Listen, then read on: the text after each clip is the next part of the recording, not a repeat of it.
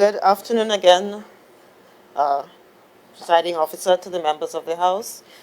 Um, I guess I should also join my colleagues in being that this is the first sitting of 2020 to really wish each of us a good year, a blessed year, a prosperous year, um, one that includes us being able to overcome any and all obstacles, regardless of what they may be, because regardless of what, we do live in this wonderful space known as the capital of paradise, and it's an amazing space to live. Madam Presiding Officer, I am elated with the potential vision of a better Tobago that can be realized if the contents of this motion brought by my colleague is actually executed. This shows, Madam Presiding Officer, that we are critically thinking about what we need to do on the ground, and also critically thinking about what needs to happen to actually happen for change to really take effect. Because we live in Tobago, Madam Presiding Officer. Yes, though the motion speaks to having a formal study, many of us can say from very anecdotal, everyday living that it is pretty difficult because the cost of living in Tobago is exponentially higher than that of Trinidad, that we feel the pinch. In many instances, when we speak to the man on the ground, for example, there was a young lady who met me recently, and she looked at me and she said, Christmas was hard, in a way that I had not really thought. Because when you looked at her eyes, you can tell that it was really a difficult Christmas for her, and that makes January, as we say, the 90 days of January, even harder. And given that we have that multiplying effect, we know that the average Tobagonian is forced to pinch pennies to ensure that we live and that we make it. Because, as outlined by both my colleague, Assemblyman Farley, and by the member for Bacalet, Mount St. George, that the reality is that the cost of food, the cost of building materials, the cost of so many things really is more expensive here. Madam Presiding Officer, I would be relatively brief because my colleague asked me specifically to look at the possibility of designating not just a part of Tobago, but the possibility of designating all of Tobago, the entire island of Tobago, as a duty-free zone. We are all excited. I am sure we've all expressed that excitement of having traveled internationally and being able to shop in the duty-free shops in the airport, because we can say without question that the rum is going to be a little cheaper, that the perfume is going to be a little cheaper, that the chocolate is going to be a little cheaper. What we are looking at, Madam Presiding Officer, is what is known as having what are known as special economic zones, SEZs. And this is where within a country there are specific areas that have different rules as it relates to what the laws are and what can happen in those areas. These SEZs generally do several things. They help with trade, they increase employment, they increase investments, and they can have improved administrative effects because of the lower cost associated with those businesses. Madam Presiding Officer, just so that we are clear, there are several different types of SEZs. And according to the World Bank, in the report entitled Special Economic Zones, Performance, Lessons Learned, and Implications for Zone Development, there are about 6 specific areas, and I want to go through them quickly and situate where we are suggesting Tobago falls in those listings. The first is what are known as free trade zones. These are also known as commercial free zones, which are basically fenced-in duty-free areas which offer warehousing, storage, distribution, and so forth. The other is known as export processing zones. And as it says, that deals specifically with things that you export. So it's really the area where you process those things that you know you are going to use outside. So it's giving you the advantage when you compete outside. The third is what is known as enterprise zones, which are intended to revitalize depressed urban or rural zones. So you know that because of the economic situation of that specific area, you're going to focus on those areas with possibly tax incentives, financial grants, and so forth, knowing that that particular region, that particular village, that particular town, that particular district needs the help. The fourth is free ports. And free ports, I'll tell you now, free ports is where I think we would better fit. Those typically encompass larger areas, and they incorporate all types of activities. Tourism, retail. They actually permit on-site residence, which is something you don't really think about when you hear duty-free zones and so forth. Fifth, single factory zones. And of course, as it says, we're talking about a particular factory so that we know that particular factory dealing with that particular thing. They get their tax incentives and so forth. And then you have specialized zones, which may include a science or technology park, airport-based zone. So when we have the duty-free zones in the airports, for example, that is an example of a specialized zone.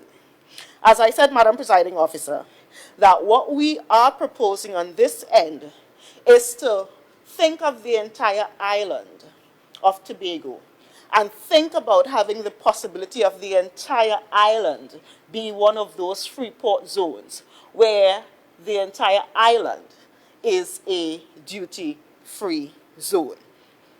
Imagine being a person living in Trinidad and realizing that for the first time in probably the history of Trinidad and Tobago, it is cheaper to come to Tobago to buy things than it is in Trinidad. Imagine what that could do for us here. Madam Presiding Officer, how do we do this? I started doing a little bit of research because instead of trying to invent the wheel, it makes more sense to use the framework that we already have in Trinidad and Tobago to try to operationalize this. On the books, Madam Presiding Officer, we currently have a Trinidad and Tobago Free Zones Act, Chapter 8107, and this act allowed for the creation of the Trinidad and Tobago Free Zones Company Limited, which is one of those special purpose companies that works very closely with the ministry with responsibility for finance. That is the organization, Madam Presiding Officer, that currently allows any entity within Trinidad and Tobago to become a tax-free, duty-free entity. So the infrastructure to allow this to happen already exists in Trinidad and Tobago. So, Madam Presiding Officer, what we are suggesting as one of the possible options is to figure out how we could frame the policy of Tobago and say within the laws that we already have this company via the act designate the island as a free zone. It is already done. It can be done. We simply need to work out the logistics of how it can be done. Madam Presiding Officer, we need to do this because the reality is we are playing catch-up. As much as this is the capital of paradise, both speakers before me have identified the fact that the economy of Tobago is struggling. We need help.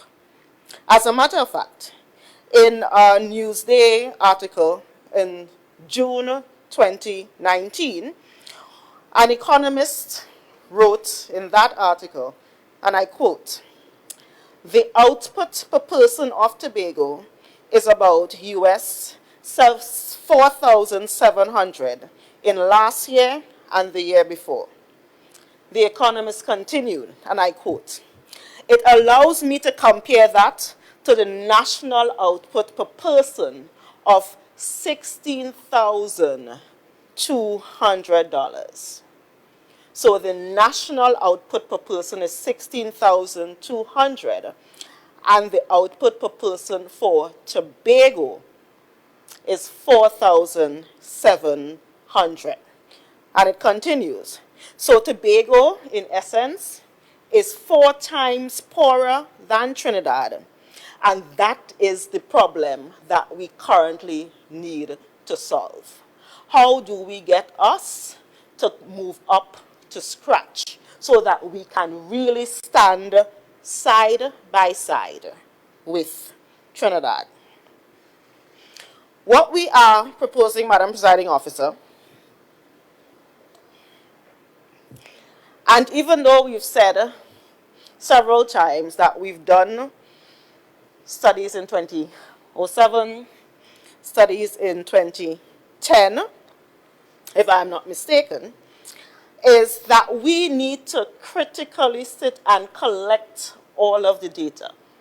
Because the fact that we are still pulling this from here and pulling that from there means that a real comprehensive study has not been done on what is the situation as is, and then the next step, which is to create a solution. Madam Presiding Officer, just to let us know again that the company that I'm talking about implements what the government of Trinidad and Tobago calls the Free Zone Program. And just so that we have a sense of what that entails,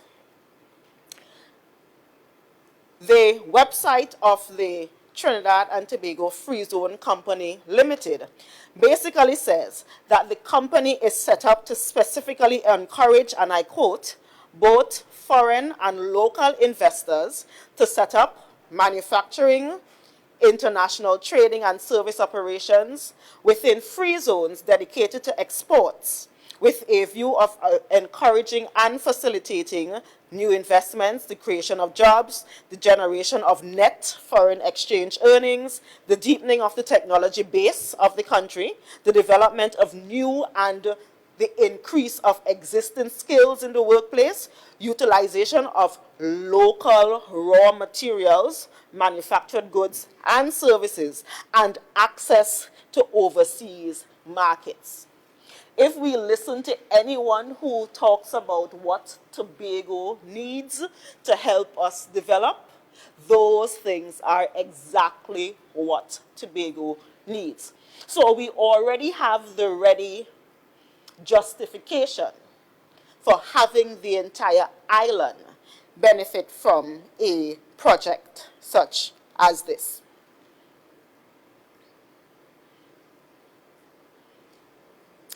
Madam Presiding Officer, how does this work in terms of how do you benefit?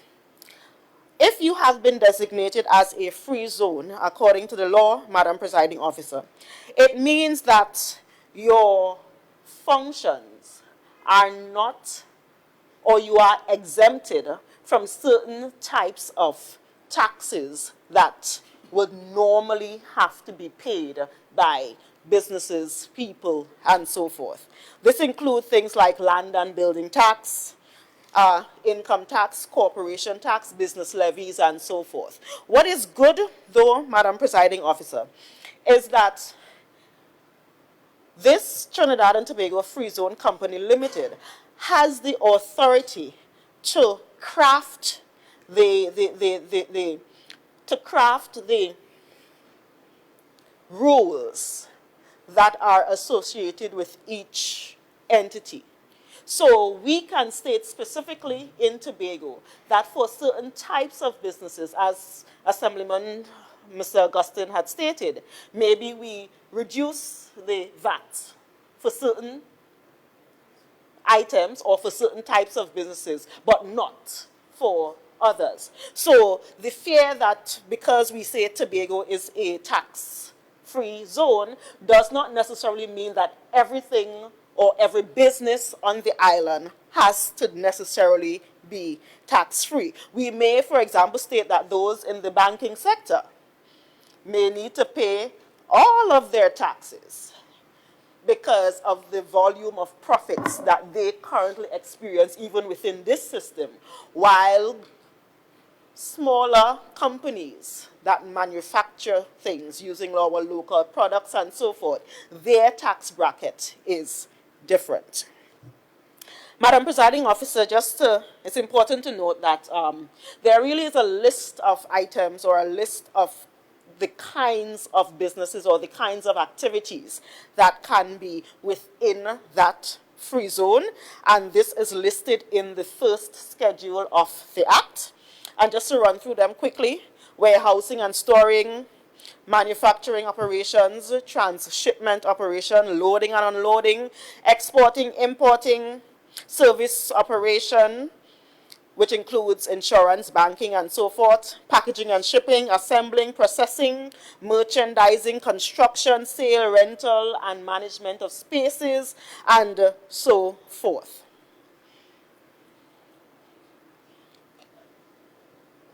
It is important to note, though, and I guess for good reason, that it is also very clear in the law that activities that relate to natural gas and petroleum, even though it can happen within the free zone, will not be allowed to have the kinds of tax breaks that we are talking about. Madam Presiding Officer, going back to the transshipment option that is listed, and particularly since the member for Bacolet Mount St. George specifically praised the fact that our inter-island transportation system seems to be working a little bit better, and kind of focusing on that, also highlighting the fact that, again, we've been talking for umpteen years about having ports in Tobago that are designated as international or regional or CARICOM ports. I think we need to go a step further, because these are things that we've known. We know that we would benefit from having our goods dropped in Tobago first, and then the ship continues off to Trinidad. We know that. But what we are wondering is what has actually happened?